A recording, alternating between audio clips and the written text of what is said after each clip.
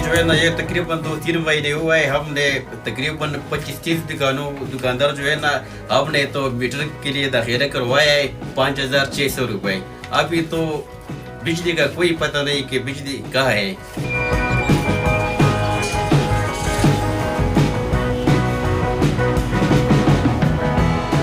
मर्दों को तो पता नहीं है, मगर घर में ख़वातीनों को पता है कि बिजली के जो है ना क्या फ़ायदे हैं। जब दुकान में मैं आया है ना तो अभी हमारे को पता चल गया है, क्योंकि अभी हमने देखा है ना कि बिजली का यानी हमारे को कितना तकलीफ़ है।